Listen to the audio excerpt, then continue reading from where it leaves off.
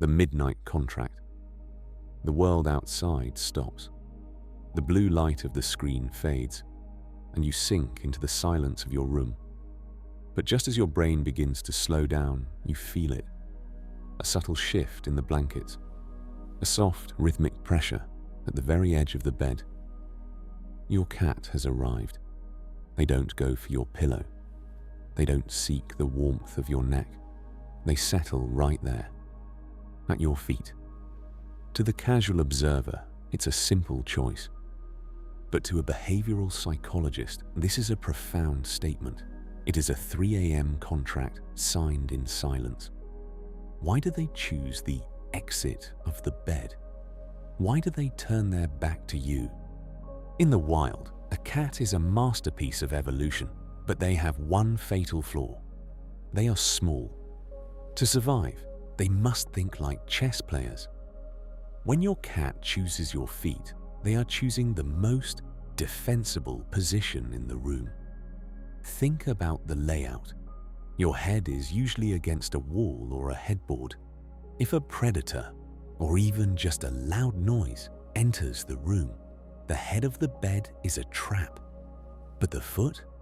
The foot is the gateway. By sleeping there, your cat has a 360-degree escape route.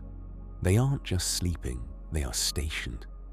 They are the first line of defense between you and the unknown. This is the Sentinel response, a primal instinct that hasn't faded in 10,000 years of domestication. The psychology of stillness. Let's talk about you, the clumsy giant. To a cat, a sleeping human is a chaotic force. You roll, you kick, you adjust your blankets.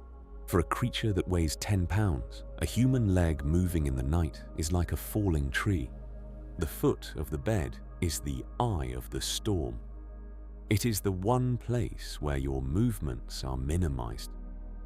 By sleeping there, your cat is practicing strategic attachment. They want to be close enough to feel your heartbeat through the mattress, but far enough to avoid being crushed by your subconscious tossing and turning. It's a sign of high intelligence. They've mapped your sleeping patterns and found the safest coordinates. The scent of identity. There is a secret language in scent that humans have long forgotten, but cats live in it every second. Your feet contain a high concentration of your unique pheromones. To you, it's just feet. To your cat, it's a concentrated library of who you are. By pressing their body against your legs, they are performing scent merging. They are wrapping themselves in your identity. This creates a psychological security blanket. When they breathe in your scent at the foot of the bed, it lowers their cortisol levels. It tells their nervous system, the alpha is here. The territory is claimed. I can finally lower my guard. The hierarchy of trust. Why don't they sleep on your chest? In the feline world, proximity to the face is a very specific type of intimacy, often reserved for mothers and kittens. By choosing the feet, your cat is acknowledging your adult relationship. This is peer-level trust. They aren't looking for a parent. They are looking for a partner. It's the ultimate sign of respect. They are saying, I trust you enough to turn my back to you, and I expect you to do the same. It's a silent pact of mutual protection. In many households, the cat that sleeps at the feet is often the one with the strongest protector mentality. In a multi-cat household, the beta cat often sleeps at the feet, while the alpha might sleep higher up, or vice versa, depending on the room's layout.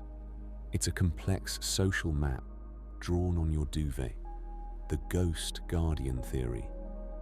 Have you ever noticed your cat staring at the door while sitting at your feet? Some behaviorists call this the ghost guardian phase. Cats see and hear in frequencies we can't even imagine. When they sleep at your feet, They are acting as a biological filter for the house. They process the hum of the refrigerator, the wind in the vents, and the distant sound of a car. By being at the foot of the bed, they act as a buffer.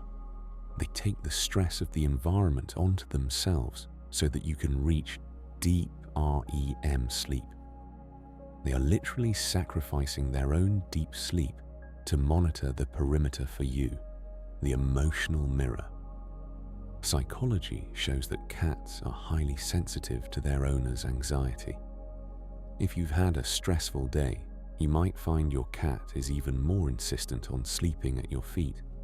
This is empathetic grounding. They feel the restlessness in your legs, a common symptom of high cortisol. By sitting on your feet, they are applying pressure therapy. It's the same principle as a weighted blanket. They are physically trying to ground your energy, to still your spirit, and to tell your body that the hunt is over and it is time to rest.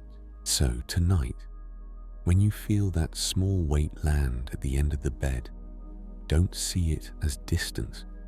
See it as a tribute. You aren't being avoided. You are being watched over.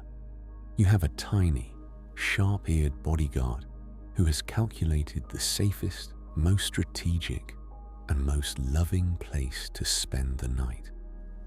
They have chosen the feet because they want to be the bridge between you and the rest of the world.